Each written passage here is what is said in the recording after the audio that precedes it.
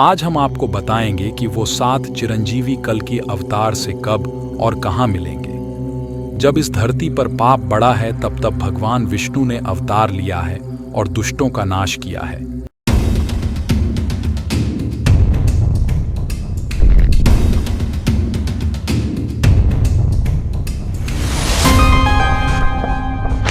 भगवान विष्णु के अब तक कुल 9 अवतारों का अवतरण इस धरती पर हो चुका है। हिंदू पुराण और धर्म ग्रंथों के अनुसार भगवान विष्णु का 10वां अवतार कल्कि अवतार के रूप में कलयुग में जन्म लेगा। वहीं कलयुग में कल की अवतार की प्रतीक्षा में आज भी 7 चिरंजीवी महापुरुष जी रहे हैं। सप्त चिरंजीवी जिनके नाम हैं हनुमान, परशुराम, राजा बलि, विभीषण, अश्वत्थामा, महर्षि व्यास और कृपाचार्य। पहले चिरंजीवी राम भक्त हनुमान का नाम आता है।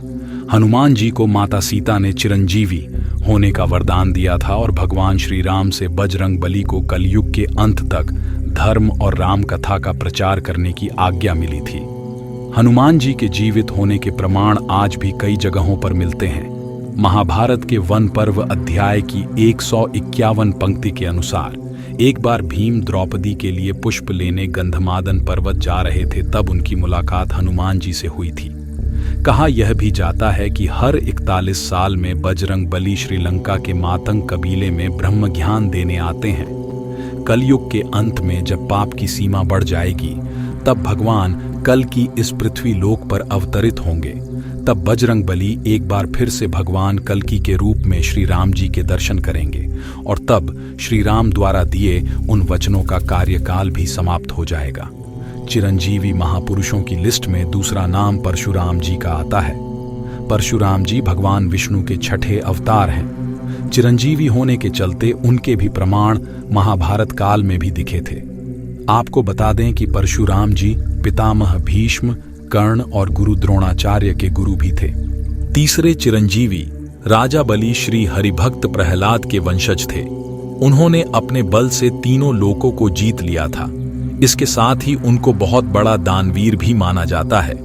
पौराणिक कथाओं की माने तो भगवान विष्णु ने राजा बलि के घमंड को तोड़ने के लिए वामन अवतार लिया था।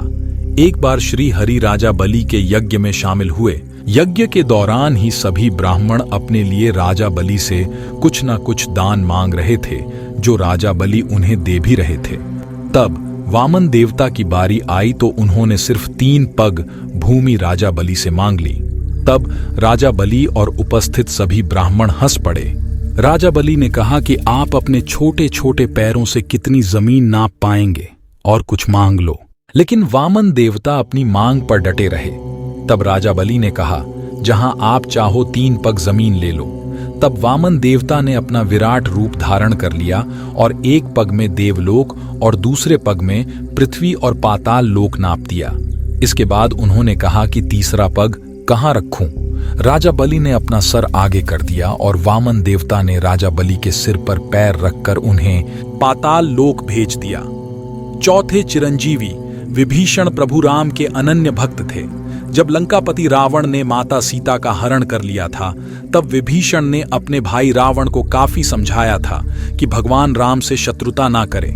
इसके बाद रावण ने उन्हें अपनी लंका से निकाल दिया था। तब विभीषण भगवान राम की सेवा में चले गए और रावण के अधर्म का अंत करने के लिए धर्म का साथ दिया।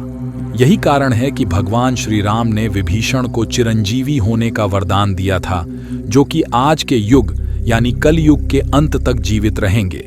विभीषण के जीवित होने के प्रमाण रामायण काल के बाद महाभारत काल में भी मिले थे। युधिष्ठिर के राजसी यज्ञ के दौरान सहदेव विभीषण की मुलाकात हुई थी। चिरंजीवी अश्वत्थामा। इन 7 महापुरुषों में अश्वत्थामा का नाम भी शामिल है। गुरु द्रोणाचार्य के पुत्र अश्वत्थामा आज भी इस पृथ्वी लोक पर मुक्ति के लिए भटक रहे हैं। महाभारत के युद्ध में अश्वत्थामा ने कौरवों का साथ दिया था। धर्म ग्रंथों के अनुसार भगवान श्री कृष्ण ने ब्रह्मास्त्र चलाने के कारण अश्वत्थामा को कलयुग के अंत तक भटकने का श्राप दिया था। अश्वत्थामा के संबंध में प्रचलित मान्यता है कि मध्य प्रदेश के असीरगढ़ किले में मौजूद प्राचीन शिव मंदिर में चिरंजीवी अश्वत्थामा हर दिन भगवान शिव की पूजा करने आते हैं। अश्वत्थामा भी कल की अवतार की प्रतीक्षा कर रहे हैं। कहा जाता है कि अश्वत्थामा भगवान शिव का इकलौता ऐसा अवतार है जिसकी पूजा नहीं की जाती, परंतु कल की अवतार में अश्वत्थामा का एक अहम रोल होगा जो आने वाली पीढ़ियों तक उसका गुणगान करेंगी। चिरंजीवी महर्षि व्यास। महर्षि व्यास अश्वत्थामा के बाद छठे चिरंजीवी महापुरुष हैं। महर्षि व्यास को वेद व्यास के नाम से भी जाना जाता है क्योंकि उन्होंने ही चारों वेद, महाभारत, 18 पुराण और भागवत गीता लिखी थी। महर्षि व्यास जी ने भगवान कल्कि के जन्म से पहले उनके अवतार के बारे में ग्रंथों में लिख दिया था। महर्षि वेद व्यास बहुत बड़े तपस्वी होने के कारण आज भी कलयुग में भगवान कल्कि के दर्शन के लिए तपस्या में लीन होकर इंतजार कर रहे हैं। 7वें चिरंजीवी कृपाचार्य।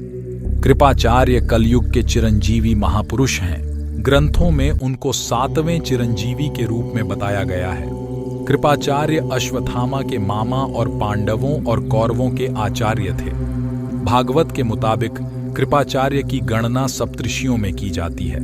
कहा जाता है कि वे इतने बड़े तपस्वी थे कि उन्हें अपने तप के बल पर चिरंजीवी रहने का वरदान मिला था। यही वे 7 चिरंजीवी हैं जो भगवान विष्णु के कल की अवतार की प्रतीक्षा कर रहे हैं। कलयुग के अंत में ये सभी 7 चिरंजीवी कल्कि के साथ मिलकर राक्षस कली का वध करेंगे।